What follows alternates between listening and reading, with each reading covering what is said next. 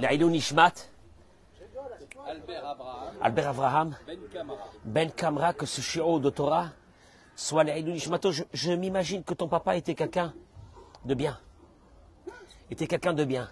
Au moment où je lui ai fait l'ashkaba, j'ai pensé à lui, j'ai dit, il devait être, comme il a laissé un fils comme ça, il devait être quelqu'un de très bien. Baruch Hashem.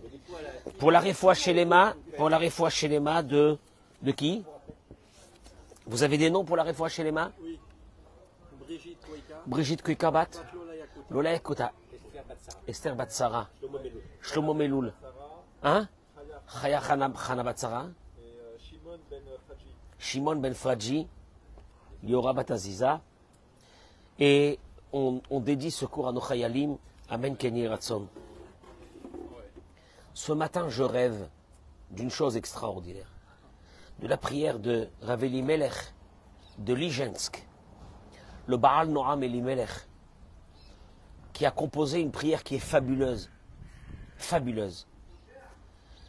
Ten Belibenu, mets dans notre cœur. Shenire Kol Echad Ma'alat Chaverenu. Mets dans notre cœur que nous verrons avec nos yeux que les qualités de nos amis, Velo Chesronan, et pas leurs défauts. ושנדבר כל אחד את חברו בדרך הישר והרצוי לפניך. Et que nous parlons sur nos amis, quand on parle de nos amis, ou quand on parle à nos amis, qu'on le fasse avec ta volonté à toi, Dieu. ואל יעלה שום שנאה מאחד על חברנו חלילה. Et que nous ayons jamais de la haine sur l'un de nos amis, à Dieu ne plaise. C'est la prière de Rav Elimelech, de Lijensk. Qu'un jour on arrive à voir avec nos yeux que les qualités de nos amis, de ceux qui sont autour de nous, de notre famille, et pas les défauts. Et il termine cette prière en disant, pour faire avec ça, pour faire plaisir à Dieu. C'est-à-dire que si tu veux faire plaisir à Dieu, eh bien Dieu va te demander une chose, c'est que tu arrêtes de regarder les défauts des autres, mais tu commences à regarder que les qualités. Ça a été la prière de Rav Elimelech de Lijensk. Je t'en supplie, Hachem, mets-moi dans mes yeux que j'arrive à voir que les qualités de mes amis et pas les défauts. Que quand je parle d'un de mes amis ou quand je pense à un de mes amis, que je le fasse qu'avec ta volonté à toi, Avatrinam. Avatrinam, l'amour gratuite. Tu sais c'est quoi l'amour gratuite? Mais je vais te dire une chose, c'est le centre de notre vie. Pourquoi je vous dis ça ce matin? Mais pourquoi je vous dis ça? J'attends que nos amis se connectent. Partagez ce cours, je vous en supplie, partagez ce cours de ce matin. On est dehors, il fait beau. Depuis 1992, il n'est pas arrivé en Israël qu'il a plu sans s'arrêter. Pendant 14-15 jours, 15 jours de pluie. Sans s'arrêter. Baruch Hashem, la terre de Dieu est imbibée de l'eau. Elle nous fera pousser la Géoula. Elle nous fera pousser la libération. Todarabah d'être là ce matin. Olivier, tu t'endors pas au soleil. Je t'en supplie. Tu restes réveillé, sinon je te réveille en plein milieu. Olivier, tu sais qu'on m'a déjà contacté pour préparer le bêtisier de l'année 2024. De bêtisier pour Rosh Chodesh Adar Bet, parce que on va avoir Rosh Chodesh Adar Aleph. Adar Aleph qui va commencer vendredi et Shabbat. Mais Adar Bet, c'est dans un mois, et après, qui va annoncer Purim. Donc le bêtisier est en train de se préparer. Moi, je suis pas responsable, c'est des personnes de la communauté qui gèrent tout ça. Oui. Il est devenu indissociable des cours de Torah de Dora Géoula. On lui souhaite jusqu'à 120 ans avec nous. Amen, Kenny Ratson. Je vais vous expliquer quelque chose. Combien Dieu fait attention à l'honneur de l'être humain. Combien Dieu il fait attention. On est au début des lois de la Torah, Parashat Mishpatim. Les bénis Israël, ils sont encore sur le mont Sinaï, et ils entendent ces lois qui arrivent les unes après les autres. Et là, Dieu va parler, va leur dire, voilà qu'il y a un voleur. Ce voleur a volé, bon, à l'époque, qu'est-ce qu'on volait? On volait pas une voiture, on volait pas, il n'y avait pas tout ça. Qu'est-ce qu'on volait? Des animaux. Il a volé un bœuf, ou il a volé un agneau. Alors s'il a volé un bœuf, et qu'il a pris ce bœuf et il a vendu, ou il a égorgé, ou s'il a pris cet agneau, il a vendu, il a égorgé, eh bien, au moment où on va l'attraper, Hamisha Bakar Yeshalem Tachatashor, il payera 5 bœufs sur le bœuf qu'il a volé. Ah, il en a volé qu'un, il en payera 5. Et 4 sur l'agneau. S'il a volé un agneau, il en payera 4. Rashi ramène les paroles de la Gemara. Amar Rabbi Yochanan ben Zakkai. Mais vous allez voir, je vais aller rapidement sur cette histoire parce que c'est énorme. Il dit Rabbi Yochanan ben Zakkai. Chas amakom al kevodan shel briot. Dieu fait attention. Dieu, il fait attention. Tu sais quoi? Il y a des gens qui pensent que Dieu fait attention aux tefilines, ou Dieu fait attention à ça, ou Dieu fait attention, j'en sais pas quoi, au chapeau, ou à la barbe, ou à machin. Chas amakom al kevodam shel briot. Si Dieu il a un souci, il a un seul souci, l'honneur de ces créatures qu'il a créées dans ce monde. Il les a créées, oui, il les a créées. Et alors, il dit, le voleur, quand il a volé un bœuf, il a pris ce bœuf, il lui a mis une corde et il a tiré, il a mené. Il n'a pas eu de honte. Alors il en payera 5. Mais le voleur, qui a dû prendre un agneau, l'agneau, tu crois que l'agneau il marche avec toi ou quoi? L'agneau il marche pas, qu'est-ce que tu fais? Il a pris, il a mis sur ses épaules. Et il a traversé le marché. Il a traversé la place de la ville avec son agneau.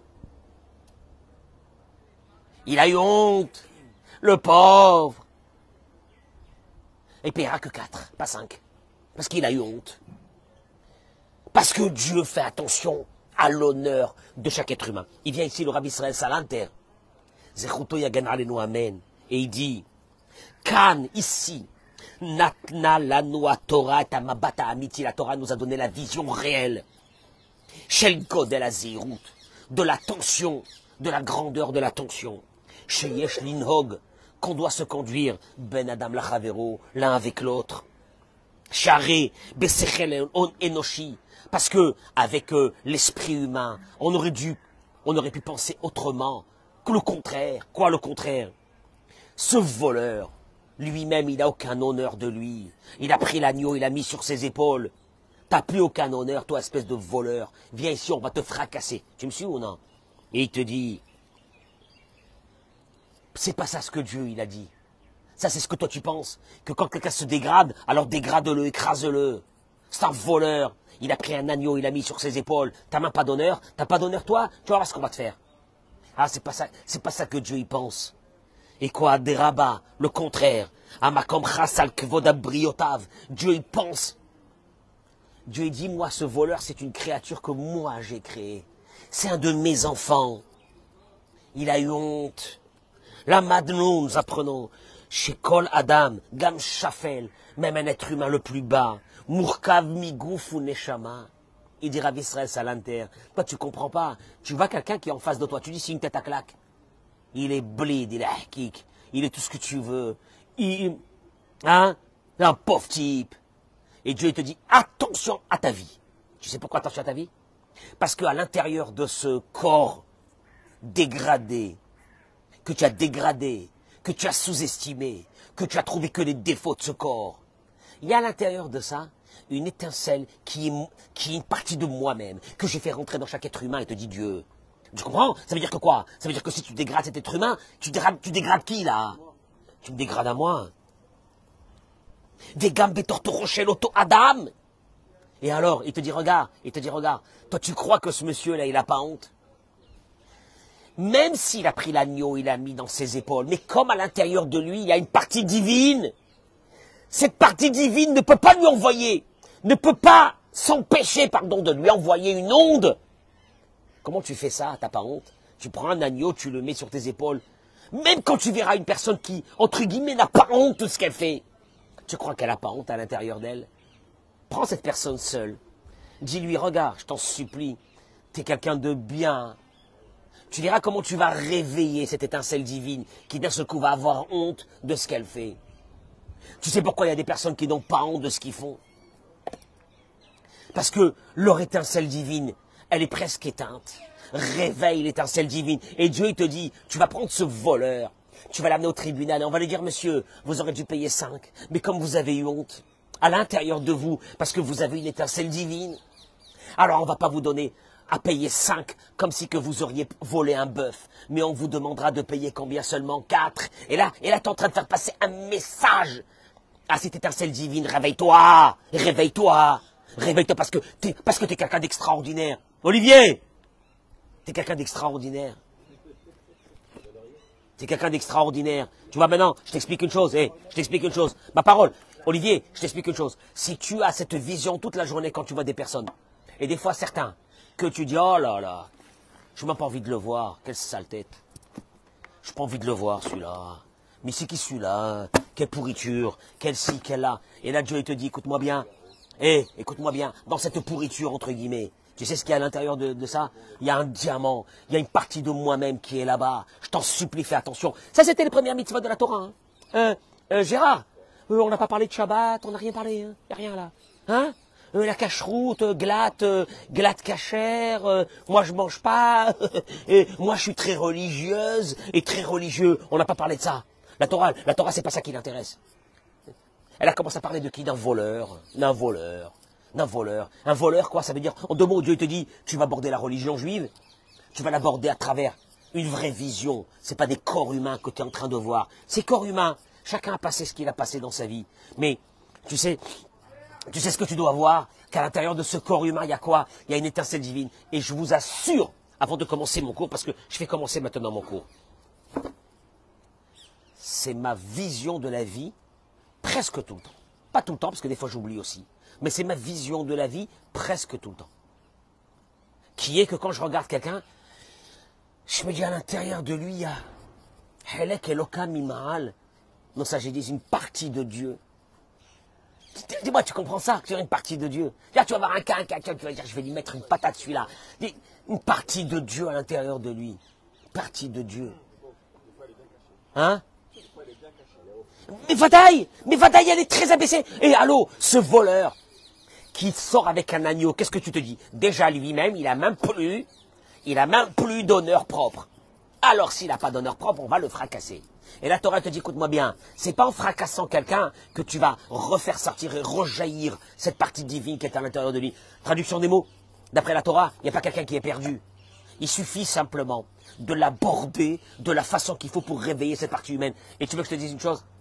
C'est que si nous vivions dans une société où on avait cette vision des choses, alors on aurait eu la paix. Mais pas seulement la paix. Moi, je peux parler de la paix, moi, ce matin. Moi, je vais parler d'autre chose ce matin. C'est que l'épanouissement d'une personne ne peut venir que dans un endroit où il y a la paix. Moi, je parle de votre épanouissement à vous dans cette communauté. Vous avez remarqué ce matin? C'est quoi cette ambiance? C'est quoi cette ambiance qu'il y a eu ce matin? Tu as remarqué ou non? C'est quoi cette ambiance? Hein? Et pourquoi il y a ça? Parce qu'il y a la paix chez nous. Eh bien, quand il y a la paix, écoute-moi bien. Tu revis dans un endroit où il y a la paix. Et c'est pour ça qu'on a besoin de cette paix.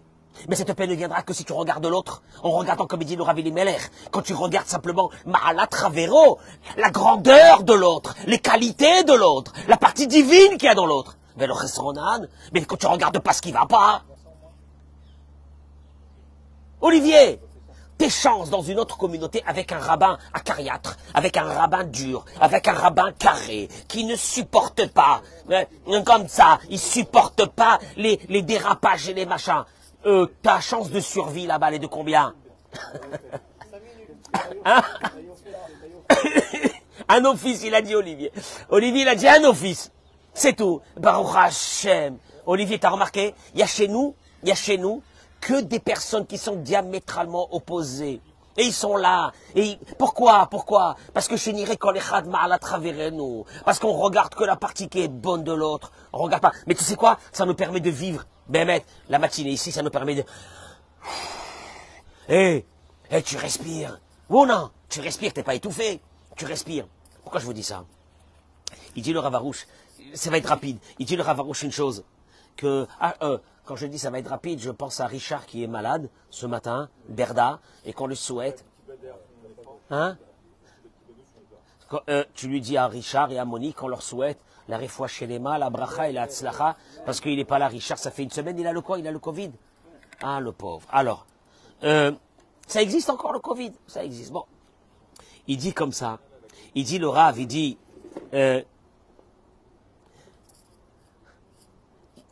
Au fait, le Rav, il va sur une idée. Ayez pitié.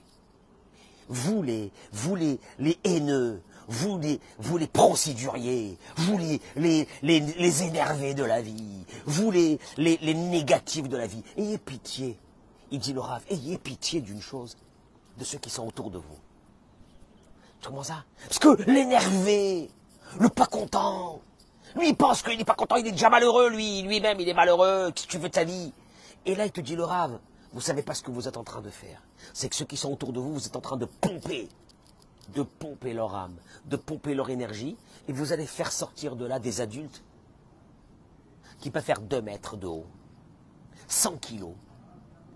Il n'a aucune force de rien dans la vie parce qu'il a été détruit en vivant dans une énergie néfaste qui provient de la discorde, de la bagarre, des mauvais traitements, des mauvais mots qu'on peut avoir.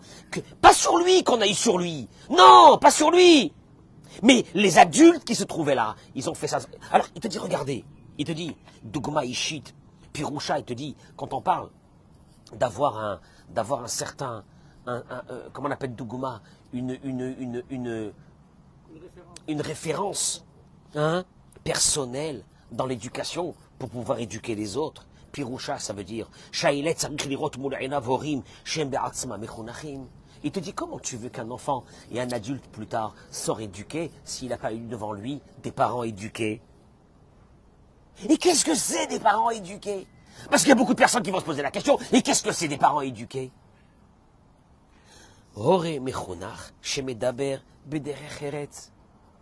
C'est quelqu'un qui se contrôle, qui parle avec politesse, qui respecte, qui dit des jolis mots, qui encourage, qui est savlani. Savlani, il supporte les autres avec leurs différences, même dans les moments de stress. Ou noten ou mashpia, il sait au contraire lui donner et encourager. Il sait entendre. Un homme sur sa femme et une femme sur son mari.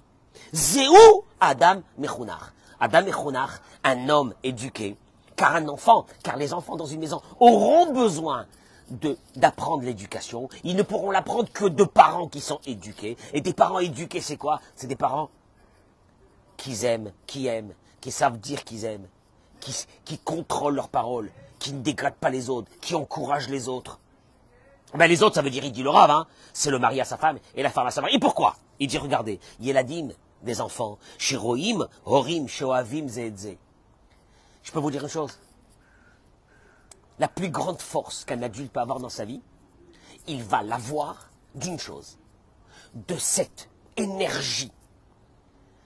Énergie de sécurité, qu'il va percevoir. Il est petit, mais il va le percevoir à travers quoi? À travers l'amour de ce père qui est son père et de cette mère qui est sa mère. Et qu'il voit à travers ces 2 personnes qui sont là, qui vont être les 2 personnes déterminantes de sa vie. Il va les voir que les 2, ils s'aiment. Et les enfants qui vont grandir, c'est comment ils vont grandir? Avec des forces énormes. De quoi? De savoir aimer les autres. Il y a beaucoup de personnes qui souffrent. Ils me le disent. Je suis incapable d'aimer. Je ne sais pas ce que c'est aimer. Pourquoi? Parce qu'ils n'ont pas vécu dans l'amour. Ils ne savent pas ce que c'est. Ils n'ont jamais vu une mère aimer son mari. Un mari aimer sa femme. Ils n'ont pas vu ça. Tu as castré des enfants. Des enfants, ils sont castrés depuis le début de leur vie. Ils ont vu des parents. Le père, il encourage la mère elle encourage le père.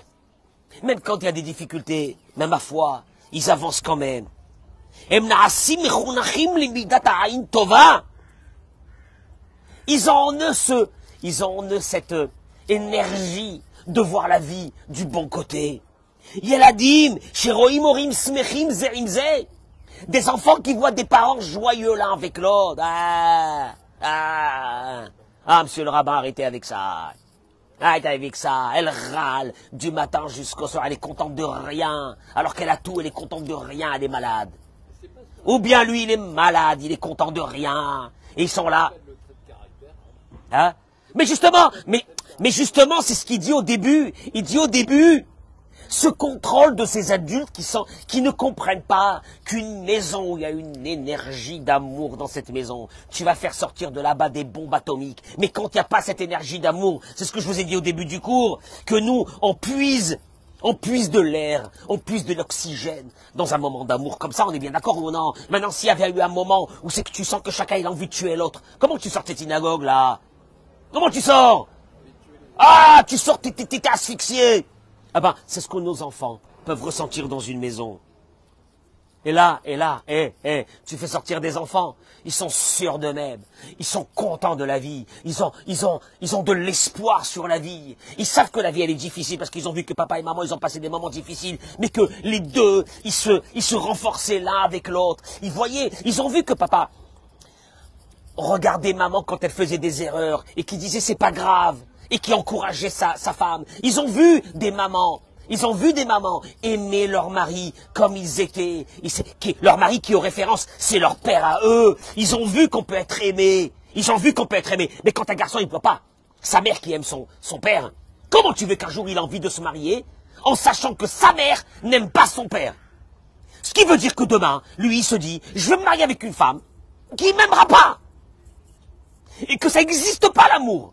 Et que ça n'existe pas de vivre dans des moments comme ça. Oui, ben, il y a beaucoup de personnes comme ça. Et ces personnes-là, on les marie. Scandale! Scandale! On les marie. On marie des malades. On marie des malades, mais c'est même pas de leur faute. On marie des malades. Ils sont devenus malades parce que depuis la naissance, ils ont baigné dans une énergie négative. On leur a pompé leur énergie et on les marie un beau matin. Et bien quand on les marie après, on marie des cadavres. Il y a peut-être une jeune fille très bien au demeurant qui va tomber avec un cadavre. Ou bien le contraire, un homme au demeurant très bien parce qu'il a vécu dans une famille avec une énergie extraordinaire. Et il va tomber sur une cadavre. Je sais pas si ça se dit. Il a dit, je termine avec ça. Ma vache, c'est la réalité de la vie. C'est la réalité de la vie. Je peux vous dire une chose. Moi, à mon âge, j'approche de la soixantaine. J'ai en moi les mêmes gestes. J'ai en moi les mêmes réflexions de ce que j'ai vu chez moi à la maison avec mon père et ma mère. Et j'ai reproduit ça dans mon foyer. Tu te rends compte? Ça veut dire, heureusement que j'ai vu un père, Zichrono Livracha, qui a aimé ma mère de folie. J'ai vu ma mère qui a aimé mon père de folie. Et ils ont fait grandir, allô Gérard, ils ont fait grandir 11 enfants. Qu'est-ce que tu crois?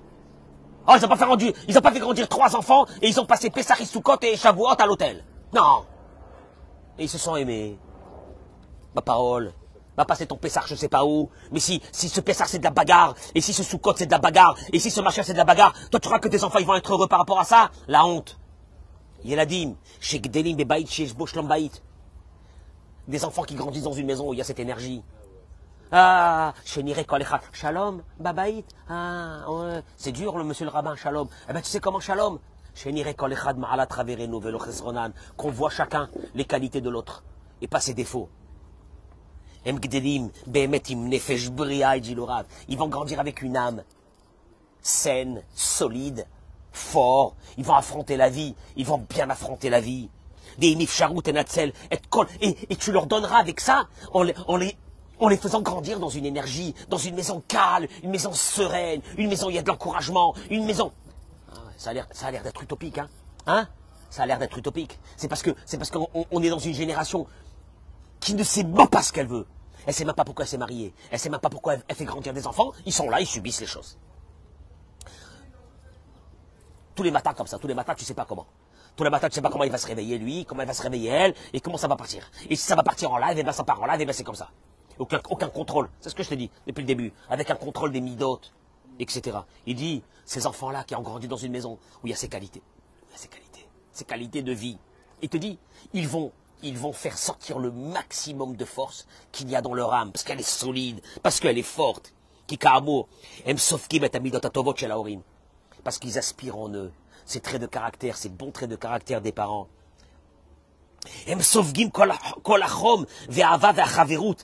Ils aspirent en eux l'amour des parents. Tu comprends une chose? Traduction des mots. Maintenant, tu peux vivre avec ta femme dans une guerre froide. Toi, tu crois que les enfants ne sont pas touchés puisque, monsieur le rabbin, je dis rien.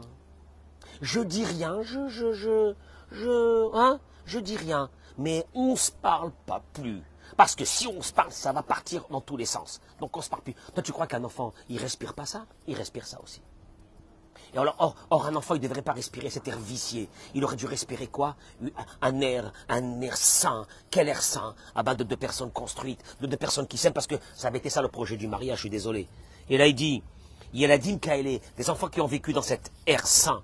Gedalim im simchat chaim. Ils vivent avec la joie de vivre. Tu sais que ça existe, ça, la joie de vivre? Il y a des gens qui sont joyeux. Ah, ça dépend de rien. Hein. Ils ont gagné moins ce mois-ci, moins que le mois dernier, etc. C'est pas grave, c'est pas grave. Ils ont la joie de vivre. Tu sais c'est quoi la joie de vivre? Tu profites du moment. Mais quand pour toi le moment est synonyme de choses mauvaises, quand pour toi le moment il est synonyme de quoi? Il est synonyme de quoi? D'avoir passé des moments dans ta vie qui sont durs. Donc pour toi tu traînes le temps. Mais quand le temps pour toi, c'est synonyme de belles choses, tu veux profiter de ce temps. Tu veux faire profiter ceux qui sont autour de toi de ce temps-là.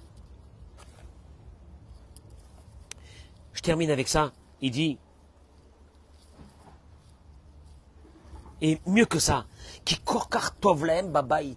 Ces enfants, tellement ils sont bien dans leur maison. Sheloma'aninotam mayesh bachutz. Tu sais encore la deuxième chose que tu fais, quand tu mets cette ambiance dans cette maison, que les enfants sont tellement bien dans la maison, tu sais qu'est-ce qui se passe? L'extérieur ne les intéresse pas. Quand tu es bien dans un endroit, Gérard, qu'est-ce que tu fais? Tu as envie de rester. Tu ne vas pas les traîner dehors jusqu'à 2 heures du matin, alors qu'à la maison, c'est le kiff. Tu me suis ou non? Quand tu vois aujourd'hui des adolescents et des adolescentes, que leur maison ne les intéresse plus, ils veulent se sauver. Pose-toi une vraie question. Est-ce que cette maison, à part manger, dormir, un dortoir, est-ce qu'elle est vivable ou non? Ou vous leur avez fait subir parce que vous êtes deux personnes tordues qui n'avaient pas su comprendre le challenge de ces enfants que dans 20 ans, vous allez baver.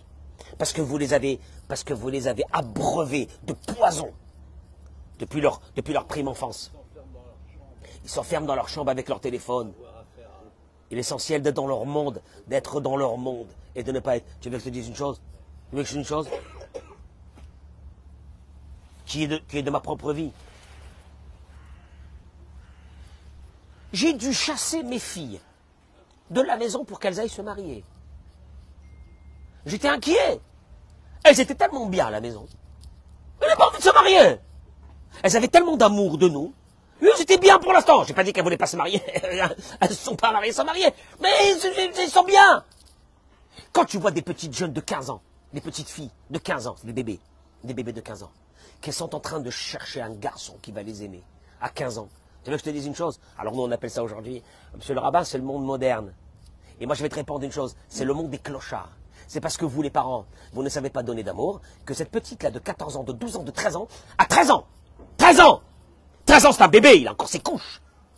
13 ans elle a besoin d'aller chercher un garçon qui va l'aimer. Pose-toi une vraie question, est-ce que même tu es un père et une mère?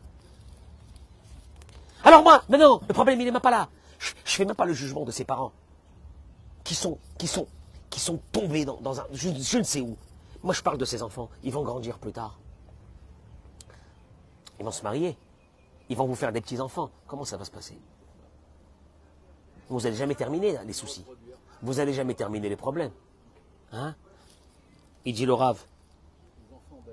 Qu'est-ce qui se passe? Il dit le Rav pour que vous compreniez le challenge de faire grandir des enfants dans un univers. Comme on est chez nous, de détente, d'amour, que tu regardes que le bon chez l'autre, que tu encourages l'autre. Il te dit le Rav, je vais te donner un peu un aperçu du contraire pour que tu comprennes pourquoi l'amour c'est bon, pourquoi la bonté, pourquoi le cœur c'est bon. Là, tu crois que c'est un monde de peace and love? Je vais te montrer dans 2 minutes. Il te dit le Rav, il y a eu des enfants qui avaient une âme sensible, que même une toute petite inquiétude les touchait profondément. Il y a des âmes, parmi ces âmes-là sensibles, que toute bagarre qu'il y a eu à la maison, cris, hurlements, etc., leur a laissé des tzalakotes. Tzalakotes, comme on dit quand on a une ouverture, on a une cicatrice. Il dit, la chose suivante. L'opara manipogesh anashim mevugarim. Combien de fois je rencontre des personnes âgées, qui ont même des enfants, et qui ont même des petits-enfants. Ça y est, tu as fait ta vie. Et il m'avoue, mitvadim befanai, il m'avoue que, Adarchav, jusqu'à maintenant, Yeshlaem sin ala bashelaem, ils ont de la haine sur leur père. Quand ils l'ont vu, mais Yasser et Imam maltraiter leur maman. Il y a certains, chez Shlem Sin'a, à la haine, ils ont de la haine contre leur mère. À un moment donné, ça ressort. Parce qu'ils ont vu leur mère maltraiter qui? Tu ne peux pas expliquer à un enfant que tu maltraites ton conjoint. Parce que ce conjoint, pour lui, c'est qui? C'est son père. Vous ne vous réveillez pas un bon matin, vous vous dites... c'est ce que j'ai dit ce matin à quelques personnes. Pour devenir quelqu'un de bien, il faut prendre quelques minutes par jour et de réfléchir qui je suis. Sauf qu'il y a des personnes qui, ça fait 70 ans, ils ne se sont même pas posé cette question. Il dit, arrête, il dit, la haine, ils ont la haine. Pourquoi la haine? Il dit que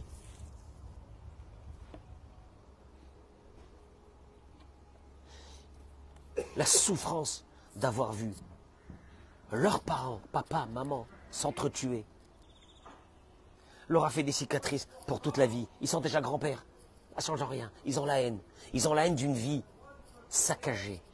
Une vie saccagée. Vous saccagez la vie de vos enfants. Vous êtes des assassins. Vous saccagez la vie de vos enfants parce que vous avez l'orgueil. Parce que vous ne supportez plus l'autre. Parce que vous avez, dans votre œil, vous avez commencé à regarder que ce qui ne va pas chez l'autre.